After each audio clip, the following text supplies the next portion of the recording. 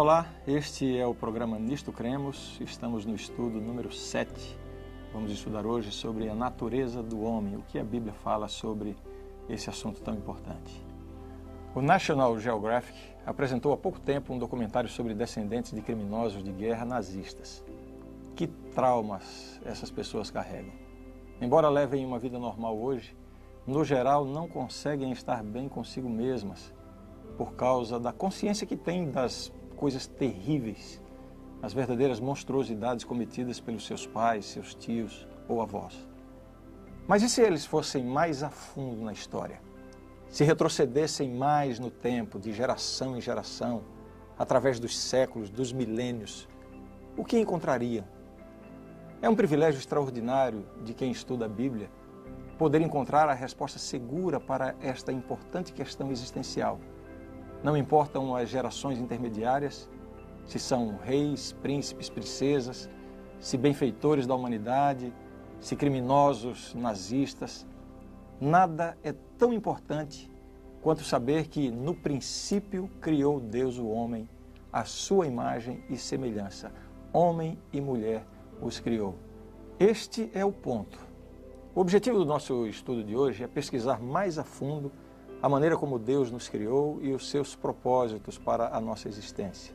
Ao final, com certeza teremos plena consciência de que, apesar do maior ou menor grau de degradação a que tenhamos chegado, seja por carga genética ou em razão dos nossos próprios pecados, existe algo mais importante a considerar. Nós somos descendentes de Adão e Adão de Deus. Nós somos criados à imagem e semelhança do Altíssimo. Vejamos isso.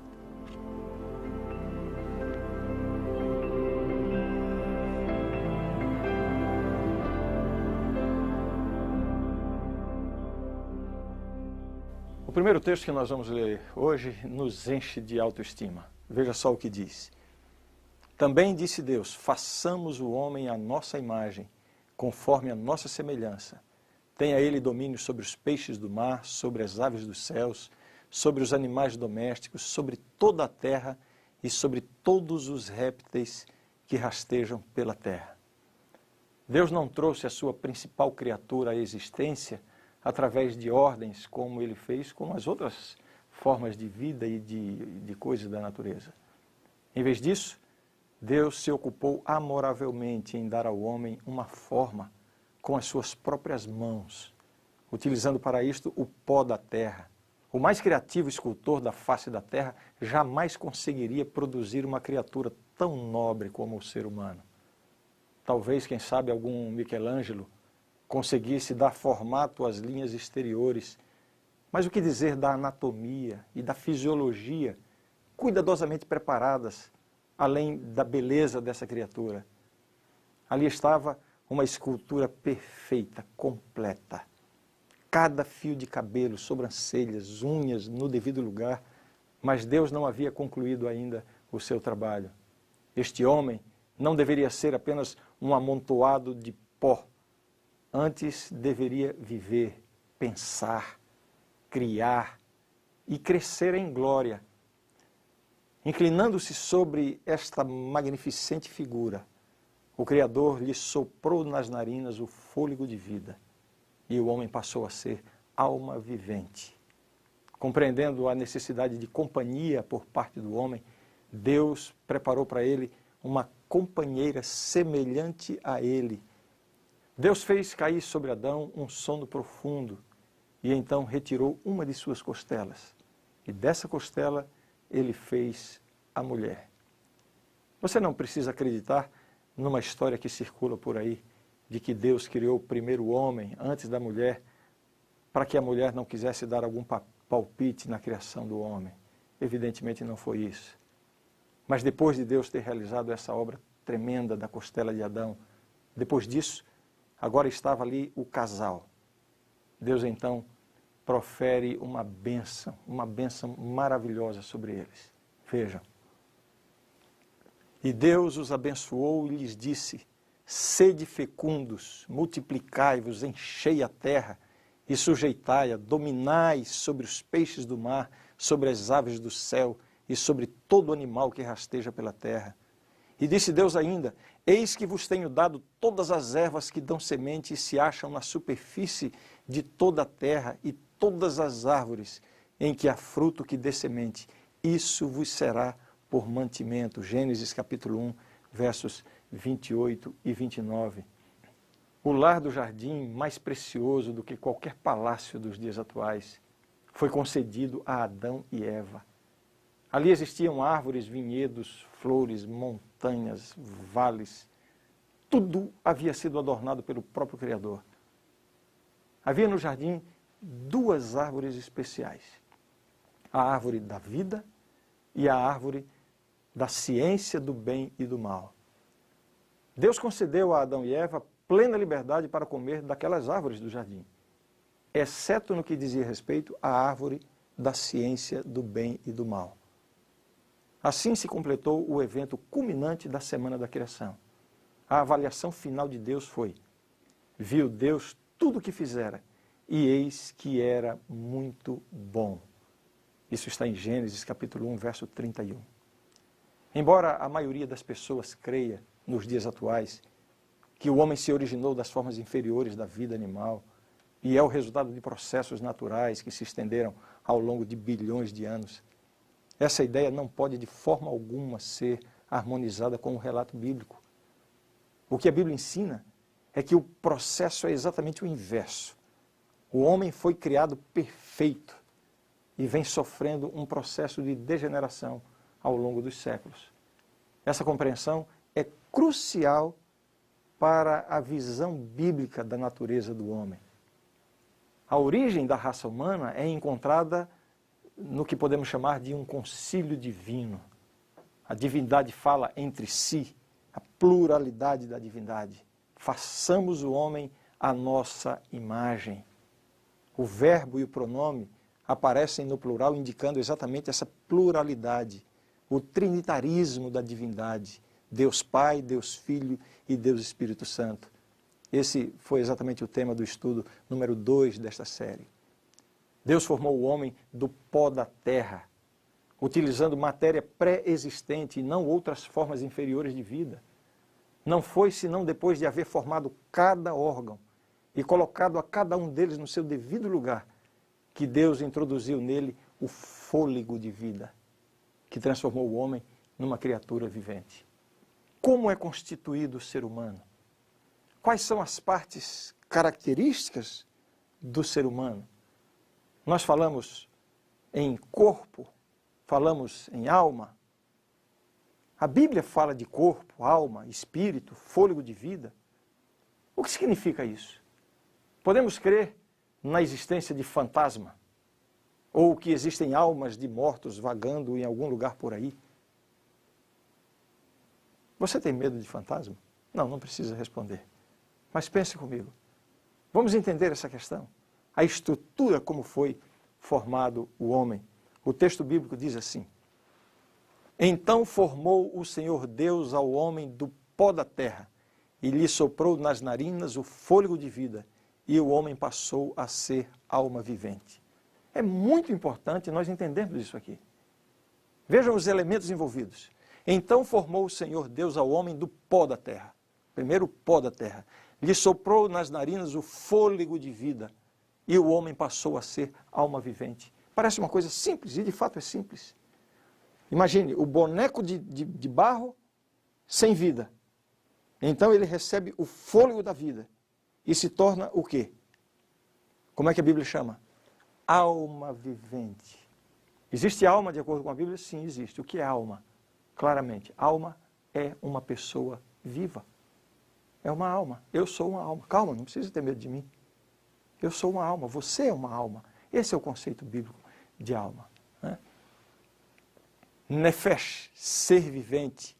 Então disse o rei de Sodoma a Abraão: dá-me as pessoas e os bens ficarão comigo.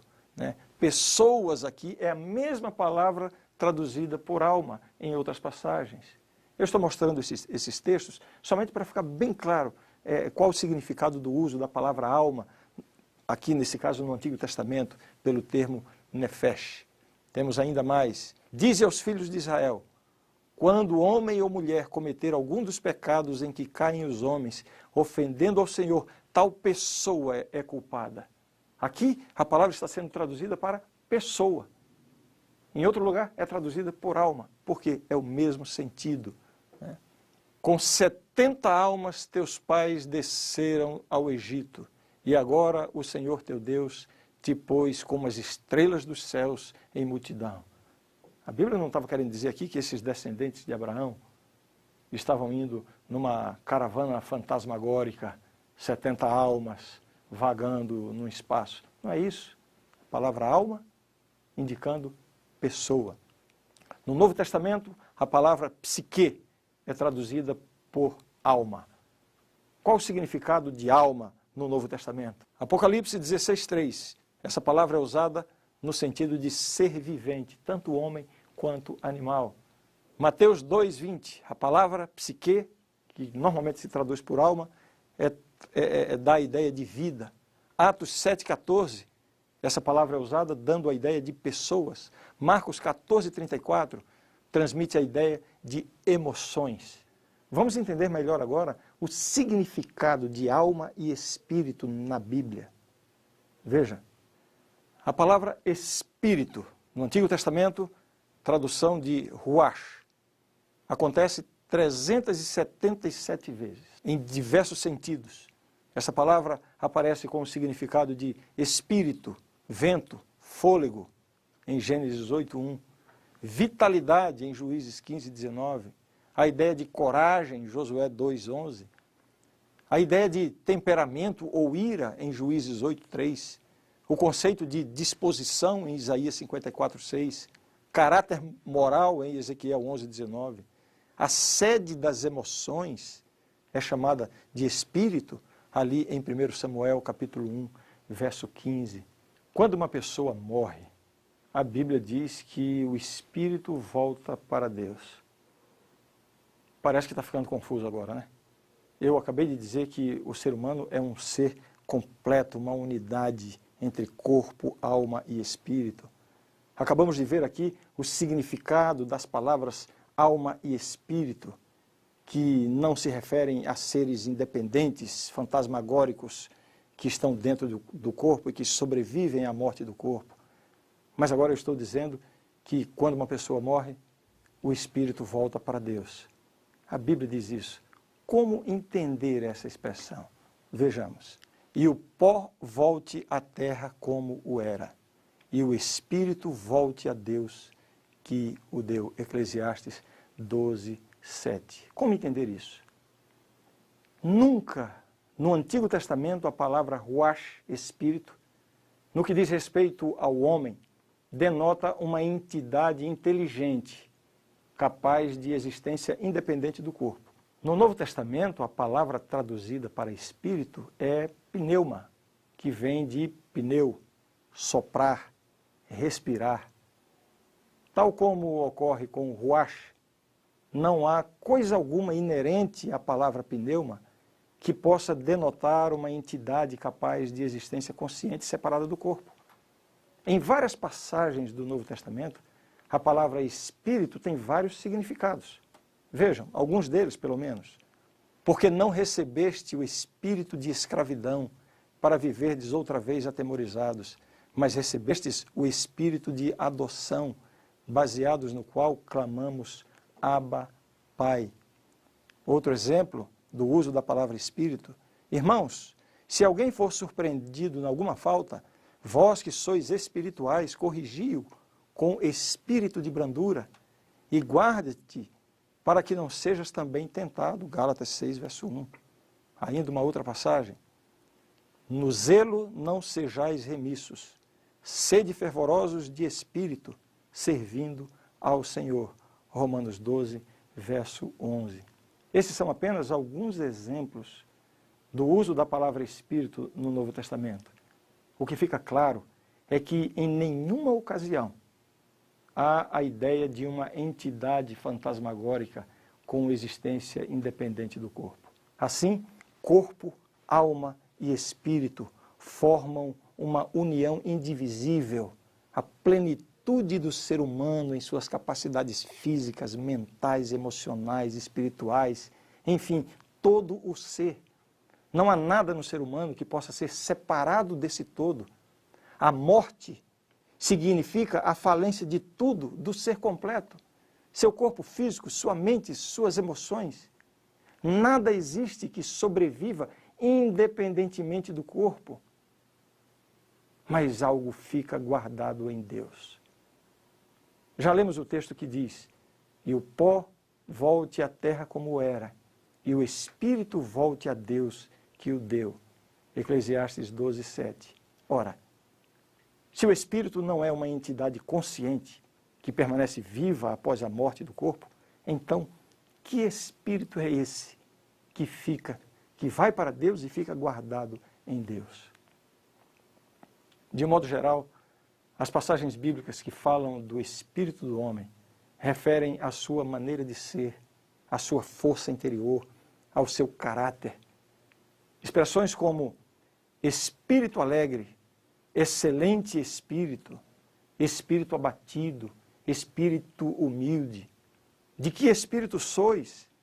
O espírito pode estar pronto, mas a carne é fraca. E muitas outras expressões bíblicas semelhantes a estas têm, em geral, estes significados. Muito mais do que a aparência física, são os traços de caráter, ou as características espirituais, a índole, o amor, o temperamento, as virtudes, as fraquezas. São essas coisas que distinguem uma pessoa das demais. Essas são a sua marca registrada. Assim, podemos estar seguros de que a morte não é o fim. Algo fica guardado em Deus. O texto diz: o pó volte à terra como era, e o espírito volte a Deus que o deu. Esse comentário bíblico explica com muita propriedade este ponto. O espírito, o caráter do homem, volta a Deus. Veja, aqui o espírito designa o caráter do homem. O espírito, o caráter do homem, volta a Deus para ser preservado. Na ressurreição, toda pessoa terá seu próprio caráter. Revive apresentando as mesmas características pessoais, de modo que um amigo reconheça o outro. Aparecerá a mesma forma, mas estará isenta de doenças e de todo defeito. Que coisa extraordinária! Quando nós perdemos um ente querido, e quando essa pessoa descansou, foi para o pó da terra, mas tinha Jesus no seu coração, nós sofremos a ausência, a saudade, mas algo enche o nosso coração de alegria e de esperança. Saber que na ressurreição, na volta de Jesus, essa pessoa vai ressurgir. Com uma diferença: o seu corpo estará plenamente renovado, mas será a mesma pessoa. Esse espírito que ficou guardado em Deus é um registro do caráter, da individualidade dessa pessoa. A esperança para os filhos de Deus não é ter uma alma que vai sobreviver quando a pessoa morre. Não. Os filhos de Deus são incentivados a crer e ter esperança na ressurreição. Nós vamos estudar detalhadamente esse assunto, o assunto da morte e ressurreição, no estudo número 26 da nossa série. Mas eu quero prosseguir agora tratando da natureza do homem. O próximo tópico para a nossa consideração é: o que significa a imagem de Deus no homem? As palavras de Deus para a criação de Adão e Eva foram: façamos o homem à nossa imagem, conforme a nossa semelhança. Em que aspectos o ser humano foi feito à imagem de Deus? Vejamos. Imagem de Deus no homem. Ele é representante de Deus sobre o restante da criação. Também disse Deus: façamos o homem à nossa imagem, conforme a nossa semelhança.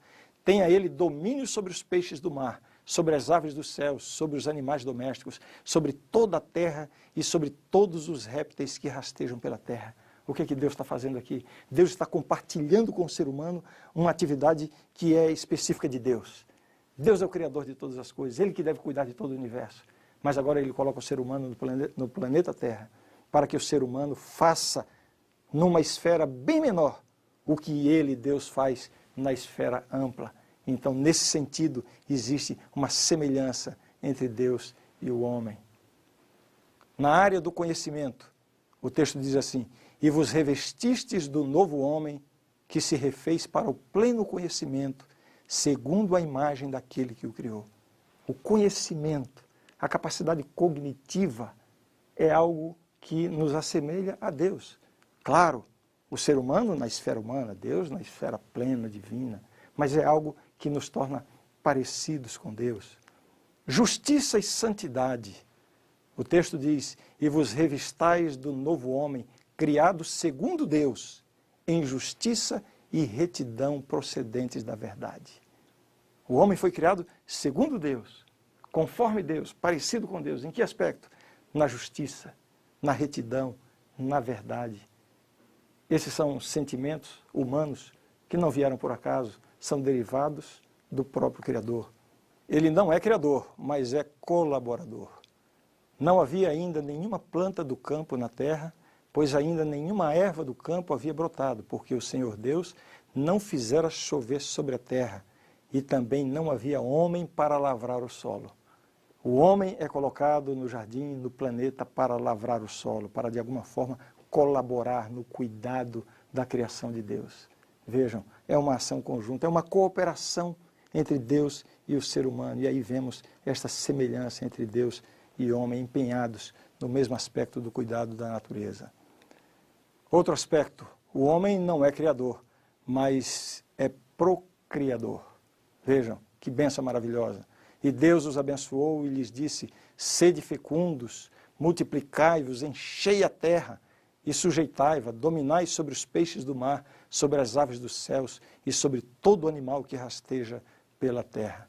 Eu queria que você considerasse bastante essa expressão: sede fecundos, multiplicai-vos, enchei a terra. Olha, vai com calma, tá? O contexto aqui era de um planeta desabitado. Na sociedade em que vivemos, encher a terra significa talvez ter 1 ou 2 filhos, no máximo 3. Cuidado com isso. Deus não está aqui de forma alguma dizendo que em todas as épocas, em todas as circunstâncias, os casais têm que ter muitos filhos. Não. Cada filho tem que vir de forma planejada e com muita responsabilidade. Mas é uma bênção que Deus nos dá, a bênção da procriação. Ele é o Criador, nós somos procriadores. E nesse aspecto, nós somos semelhantes a Deus. Capacidade de se relacionar. O que não acontece com os animais de forma inteligente, de forma intencional, acontece apenas na esfera instintiva. Disse mais o Senhor Deus: não é bom que o homem esteja só. Far-lhe-ei uma auxiliadora que lhe seja idônea. Aqui estão os aspectos, dentre outros que a Bíblia apresenta, em que vemos a semelhança, a imagem de Deus no homem. O homem foi criado perfeito e santo, mas ao pecar, ao desobedecer à ordem de Deus, a sua natureza se tornou corrompida, pecaminosa. Essa foi uma escolha do ser humano, embora tenha sido seduzido pelo diabo, mas Deus não teve culpa disso. O pecado de Adão e Eva afetou os relacionamentos interpessoais, primeiramente entre Adão e Eva, e também deles com o seu Criador. Quando Deus interrogou o casal sobre o seu pecado, em vez de admitir a culpa, eles tentaram passar adiante a responsabilidade. Adão respondeu: a mulher que me deste por esposa, ela me deu da árvore e eu comi. Ele estava transferindo a sua culpa para Eva diretamente e indiretamente estava transferindo para o próprio Deus. Suas palavras implicavam em que Eva e indiretamente o próprio Deus eram responsáveis pelo seu pecado, mostrando claramente que o pecado tinha interrompido o seu relacionamento com sua esposa e com o próprio Criador. Eva, por sua vez, culpou a serpente. Já no Éden ficou evidenciado que a ordem de Deus, a lei universal de Deus, não poderia ser quebrada sem trazer graves consequências. Agora, o homem tinha sido lançado na culpa e no desvio de caráter, a morte seria o único destino possível. Muitas pessoas poderão pensar que a sentença de morte sobre Adão e Eva, sobre a raça humana, foi severa demais para o simples fato de terem comido do fruto proibido. Mas nós só podemos avaliar a gravidade da transgressão à luz dos efeitos que o pecado de Adão e Eva trouxeram sobre a raça humana. O filho mais velho de Adão e Eva cometeu assassinato. Seus descendentes violaram a união matrimonial, se envolvendo em poligamia. A maldade humana cresceu tanto, a ponto de Deus enviar o dilúvio e recomeçar tudo de novo, agora com a família de Noé. A história da raça humana após o dilúvio, com poucas exceções, representa um deplorável relato de resultados crescentes da pecaminosa natureza humana. A verdade é que os descendentes de Adão compartilharam de sua natureza pecaminosa. Vejam o que diz esse texto. Não há homem justo sobre a terra que faça o bem e que não peque. Eclesiastes 7:20. Romanos 3:23. Pois todos pecaram e carecem da glória de Deus. Esta é a deplorável condição humana, na condição de pecadores que nós somos. Herdamos de Adão esta natureza pecaminosa. O que a Bíblia nos ensina é que nós somos pecadores não quando começamos a cometer um pecado. Antes disso, já existe dentro de nós uma tendência para o pecado. Basta você não educar bem uma criança e você verá que a tendência natural é do desvio, é para o mal. Essa é a condição do ser humano pecador. Essa pergunta tem sido motivo de discussões teológicas. Nós somos pecadores porque pecamos ou porque somos descendentes de Adão? Em outras palavras, a pecaminosidade é herdada de Adão ou ela é adquirida ao longo da vida? Vamos ver o que a Bíblia responde. Efésios capítulo 2, verso 3 diz assim: entre os quais também todos nós andamos outrora, segundo as inclinações da nossa carne, fazendo a vontade da carne e dos pensamentos, e éramos, por natureza, filhos da ira, como também os demais. Essa é a grande realidade. Todos nós estamos na condição de pecadores. É verdade, algumas pessoas parecem melhores do que outras, algumas pessoas cuidam mais do seu comportamento do que outras, é verdade. E isso tem o seu valor na sociedade, mas perante Deus, isso não resolve o nosso problema. O nosso problema não é de comportamento, o nosso problema é de essência. O nosso problema diz respeito à condição do coração. Quando Jesus tratou desse assunto, ele foi muito claro. Ele disse, olha, vocês estão preocupados em não cometer adultério? Pois sabem de uma coisa, aquele que olhar para uma mulher com pensamentos impuros, já adulterou com ela. Uau! Jesus penetra, vai a fundo. Em outras palavras, Jesus está querendo dizer o seguinte, olhe, convença-se de que você é pecador, de que você é miserável, de que você tem uma natureza pecaminosa. Não se assuste com isso. Existe uma solução. Qual é a solução? É a solução de Deus. Deus tem uma solução para esse caso. Romanos 8, versos 1 e 2 diz assim: agora, pois, já nenhuma condenação há para os que estão em Cristo Jesus, porque a lei do Espírito da vida em Cristo Jesus te livrou da lei do pecado e da morte. A lei do pecado e da morte. Pela lei, o pecador tinha que morrer. Deus não aboliu a sua lei. Deus não desistiu da sua lei. Imaginem se Deus fizesse como acontece nos círculos políticos, em que quando há transgressão da lei, às vezes em vez de punir o transgressor, simplesmente se mudam as leis. Deus não teria nenhuma credibilidade, não é isso que Deus faz. Deus conseguiu cumprir plenamente a sua lei. O salário do pecado é a morte, teve que haver morte. Só que ele enviou o seu próprio Filho, Jesus, que é Deus, para cumprir o pagamento por esse pecado, o pecado da humanidade. Qual é a solução então? A solução é Jesus Cristo. Por nós mesmos, nós nunca vamos alcançar a salvação. Não existem esforços, não existe sabedoria, não existe igreja, não existe religião ou religiosidade, não existem bons atos. Todas essas coisas podem exercer uma influência positiva na minha vida e na sua vida, mas nenhuma dessas coisas poderá preparar você e levá-lo para o céu. Somente Jesus. Nenhuma condenação há. Para quem? Para os que estão em Cristo Jesus.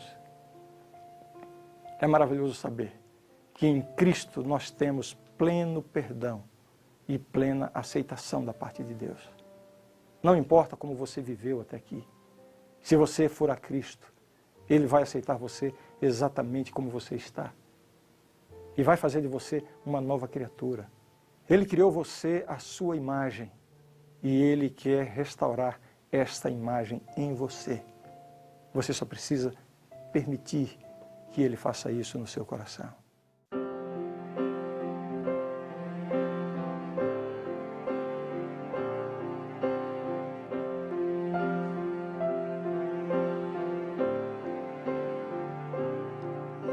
Estou aqui tentando olhar no espelho e ver o rosto de alguém feliz. Finjo ser o que não sou, mas tudo acabou.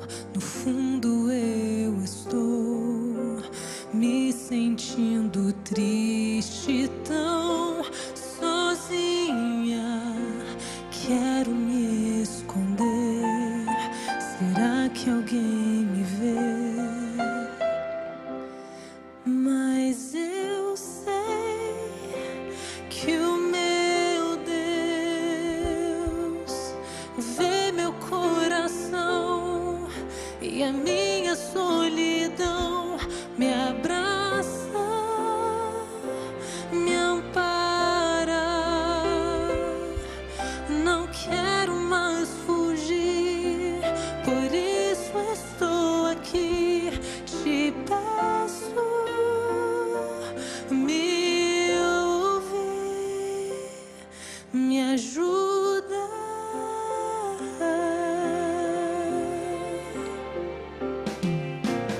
Bem atrás da máscara que eu criei, há um coração em dor, cansado de sofrer, cansado de fingir, mostrar o que não é. O que aconteceu com os meus sonhos? Onde eu errei, eu quero acertar. Mas eu sei que o meu Deus vê meu coração e a minha solidão me abraça, me ampara. Não quero mais fugir, por isso estou aqui. Te peço, me ouvir, me ajuda. Quem realmente eu sou é o que Ele vê ao olhar pra mim.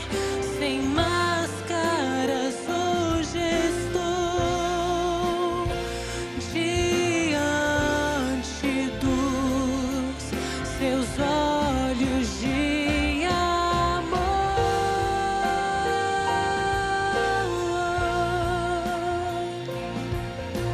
Hey, yeah, yeah. Seus olhos de amor,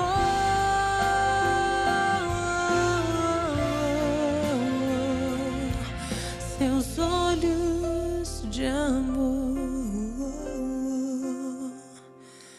Mas eu sei que o meu Deus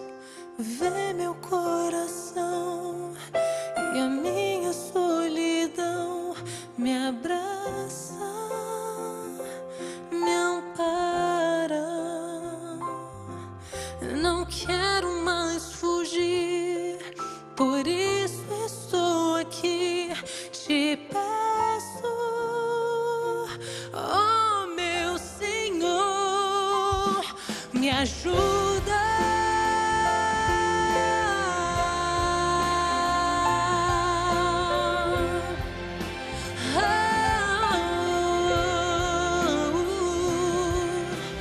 Quem realmente eu sou é o que Ele vê ao olhar pra mim. A grande verdade do estudo de hoje é esta: o homem e a mulher foram formados à imagem de Deus com individualidade e poder e liberdade de pensar e agir.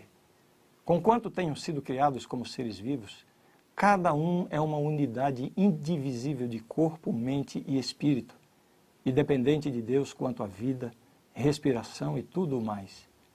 Quando nossos primeiros pais desobedeceram a Deus, eles negaram sua dependência dele e caíram de sua elevada posição abaixo de Deus.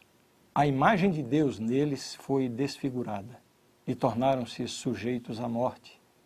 Seus descendentes partilham dessa natureza caída e de suas consequências. Eles nascem com fraquezas e tendências para o mal, mas Deus, em Cristo, reconciliou consigo o mundo e, por meio de seu Espírito, restaura nos mortais penitentes a imagem de seu Criador.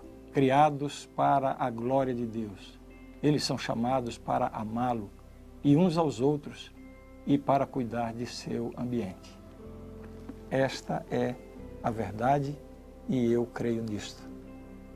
No próximo estudo, nós vamos entrar na cena do grande conflito entre o bem e o mal. Vamos buscar respostas para a difícil questão sobre a origem e a existência do mal e também sobre como Deus está resolvendo esse probleminha aqui em nosso planeta. Até lá.